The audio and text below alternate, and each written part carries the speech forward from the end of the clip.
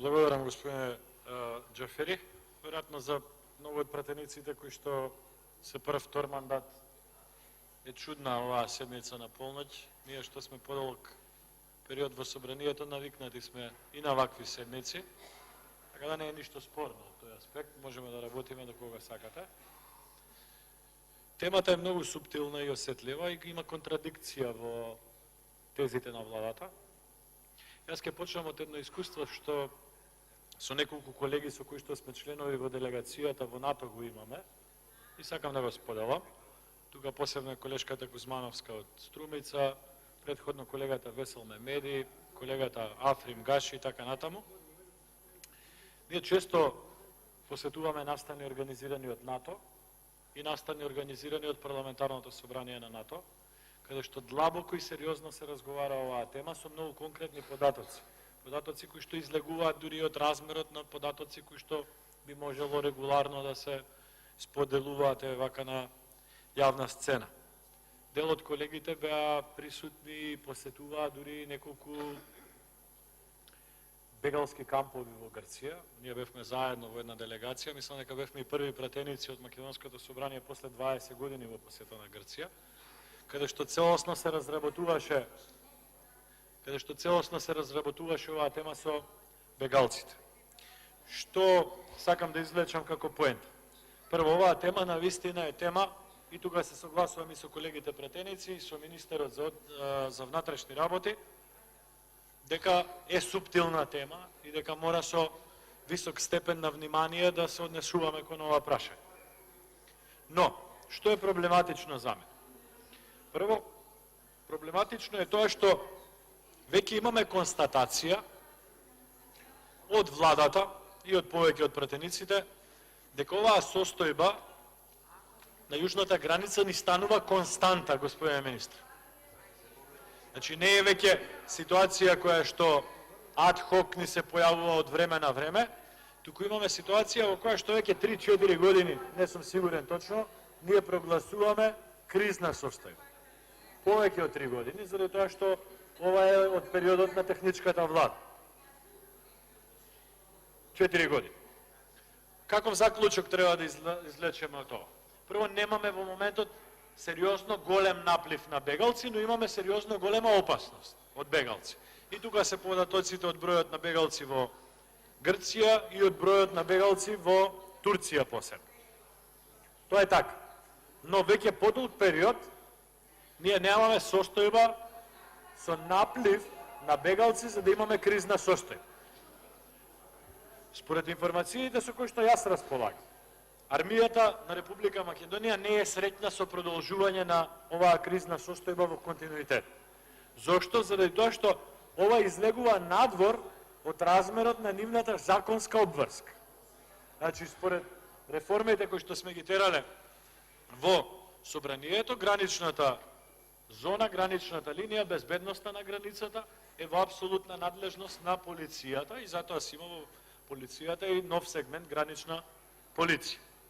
А ние со оваа одлука ја ангажираме и армијата, или оставаме простор да биде ангажирана и армијата, што е ад-хок состојба за македонската армија.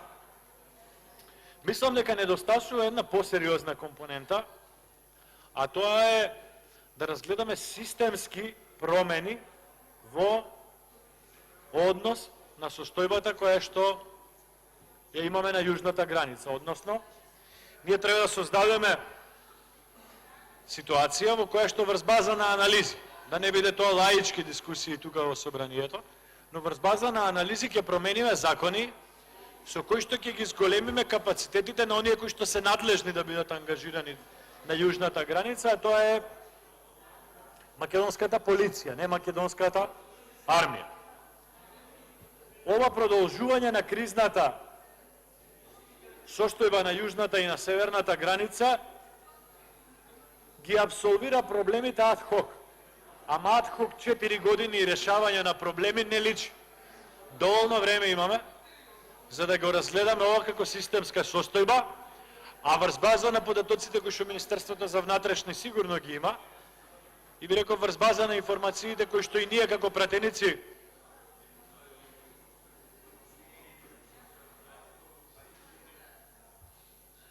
Имам трпение да почекам, немам проблем. Врз база и на информациите што ги имаме како пратеници кои што посетуваме вакви безбедносни настани во рамки на НАТО алијансата, можеме слободно, господин министр, да констатираме дека оваа состојба во догледно време нема да се надмине. Напротив, постои можност политички да биде користена од разни држави заради остварување на своји национални или државни интереси. Од тој аспект, ние генерално не се спротивставуваме и на ова адхок решение денеска, но ова адхок решение мора некогаш да престане.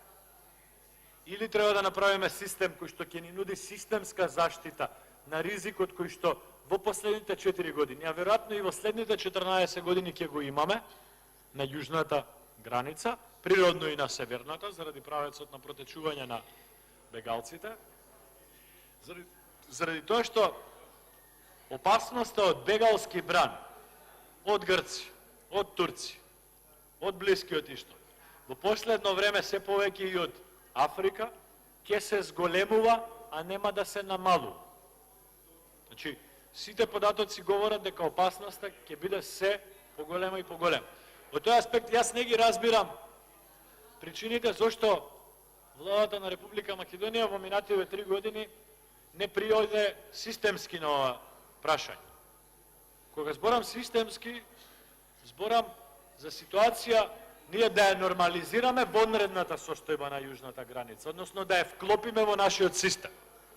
Ние сме формирале тука еден куп потребни и непотребни агенции, тела, работни тела во рамки на одредени институции.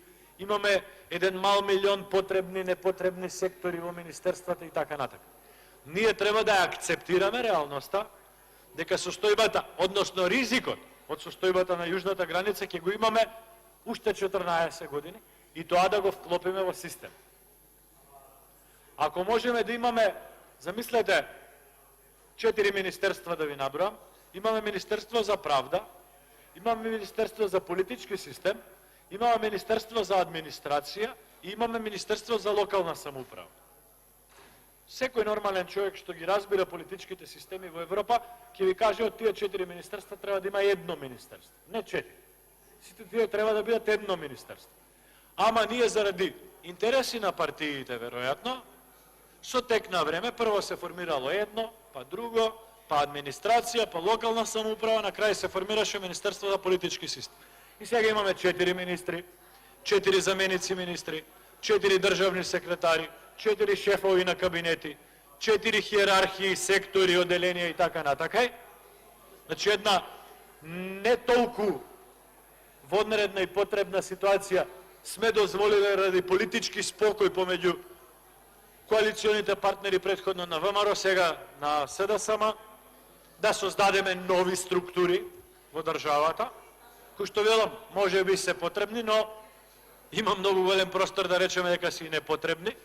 А од друга страна имаме веќе нормализација на ненормална ситуација на јужна граница, односно веќе влегување во ситуација да имаме нормална ситуација на ненормална опасност на јужна граница и не се решаваме системски тоа во рамки на Министерството за внатрешни работи, да го решиме со сериозен сегмент кој што ќе биде екипиран од професионалци и од луѓе кои што си ја знаат таа работа. Така да, господин министар, оваа одлука е тековна.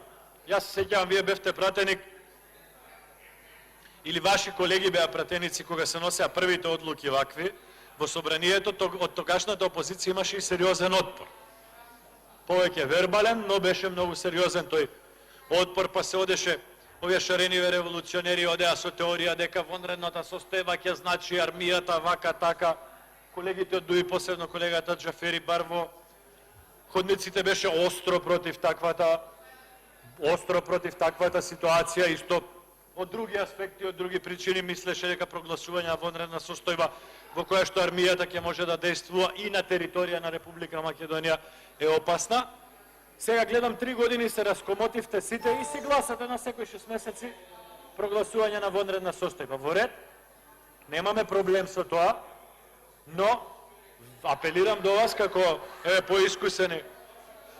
Колега Џафери, бар мислата да ја докажа. Значи, како поискусен политичар со долгогодишен стаж и во Министерството и во парламентот, апелирам до вас да почнете да размислувате како институција оваа вонредна ситуација да Благодарам. структура во рамки на Министерството, која што ќе може во секој Ви благодарам. говори на нивото на опасноста. Благодарам.